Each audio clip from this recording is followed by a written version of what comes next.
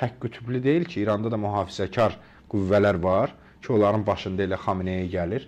Bu mühafizəkar qüvvələrin elə təsiridir ki, hələ də bizim səfirliyimizə hücum edən o terrorist cəzalandırılmayıb. Ona bilirsiniz ki, edam cəzası veriblər, amma cəza həyata keçirilməyib.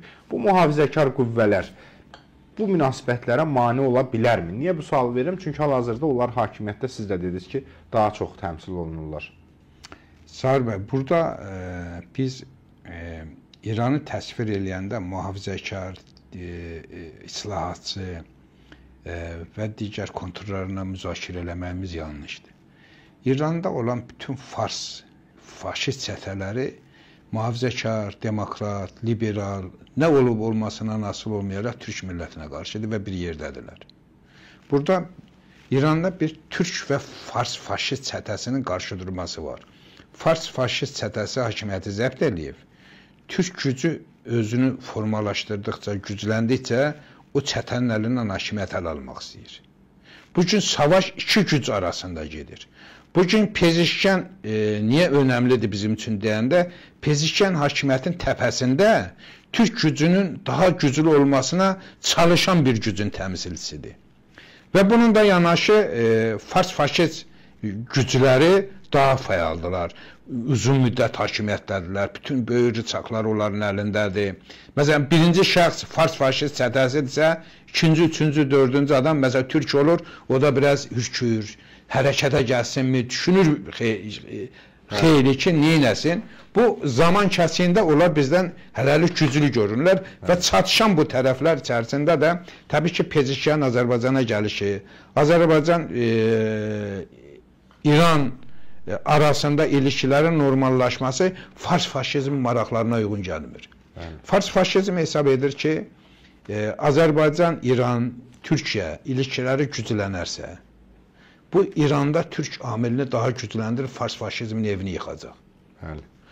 Amma burada mən Xameneini ayırmaq istəyirəm, Zahir bəy. Burada deyək ki, bugün hakimiyyət içərisində söz sahibi olan Fars faşizmidir. Fars faşizmi Xamenei üzərində dağladı. Yəni? Bəli. Fars faşizmi Sepah üzərində dağladı. Fars faşizmi... Onların rəhbəri Xamenei deyil. Xameneini də bir gecədə götürərlər, özə terror əllərində dünyanın bütün fırıldaq qüvvələrindən də işbirlikləri var. Elə bilirsiniz, Fars faşizmin İsraillə, Amerikanın, İngiltərənin, ayrı-ayrı dövlətlərin gizli servislərindən işbirliyindən deyil. Sizə gəlmirmi ki, siz elə Xameneini də Pezişkana bənzədirsiniz, o deyirik ki, burada bir şir darda qalıb. Yəni deyirsiniz, o darda qalan şirlərdən biri də Xamenei deyil. İran hakimiyyətin mahiyyətindən də danışıram. Məsələn, Xamenei Fars faşizmi çətəsindən bir yerdə olanda daha əzazil görünür. 5 il, 10 il bundan qabaqçı Xamenei onlarla %100 bir yerdədir. İndi Xamenei ikisinin arasında oynayır. Həm Fars faşizmindən yanında durur, yəni balanslaşdırır. Həm də Türk gücündən bir yerdə olmağa çalışır. Və Pezişkən kartından da yararlanır. Bu Xameneidir. Amma eyni zamanda Xamenei bilir ki, Fars faşizmini öldürə də bilər. Fars faşizmi İsmail Haniyəni öldürdü. Özü düz Sepahın qərargahında, qonaq evində. Onu İsrail vurdu. Deməli, Fars faşizmin İsraillə də, ayrı-ayrı dünya güclərlə də və əli terrorda olan güclərlə işbirliyi var. Təhlükəli gücdür Fars faşizmi. Çünki Fars faşizmi kimdir, Zahir bəy? Çox şükürdür siz. Yox, Fars faşizmi nə üçün? Fars faşizmi Türkləri əzib, yəni Fars faşizmi dünya güclərlə işbirliyinə girərək Türkləri hakimiyyətdən götürüb onun yerində oturub köklənmiş bir sistemdir. Və o sistemin Moskvada əlaqələri var, gücləri var.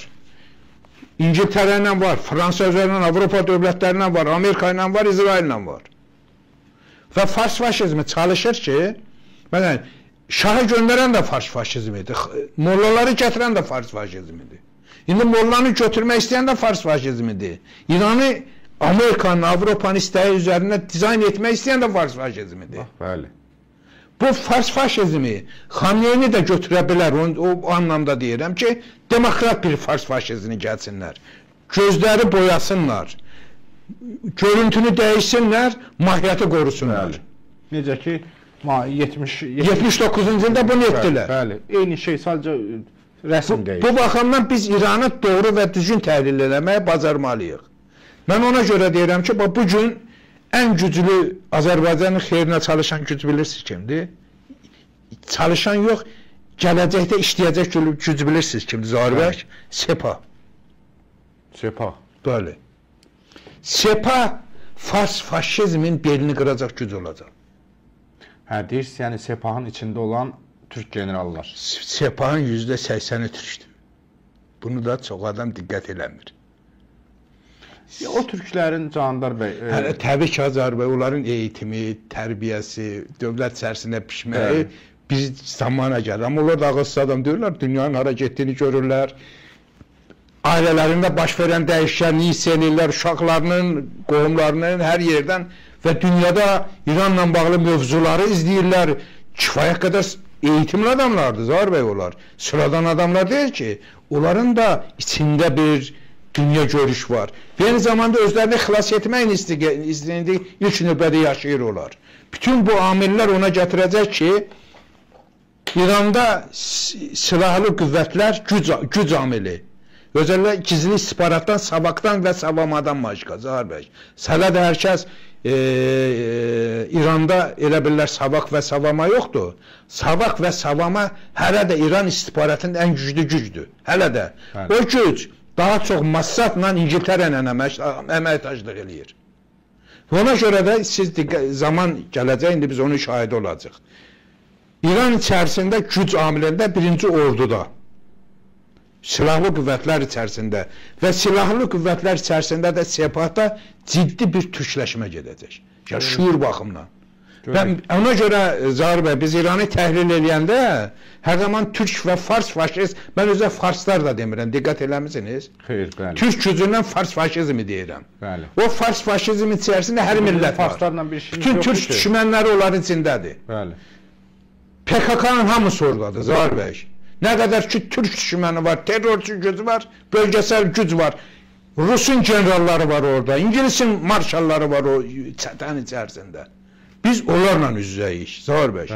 O fars-faşist çətəsi və türk gücü arasında bir savaş gedir. Bu baxımdan biz çalışmalıyıq ki, İranda ay Güney Azərbaycan, ay nə bilim nə duygusal hisslərdən çox, mən dövlət ağlından danışıram ha, poetik yanaşma sərgiləmirəm.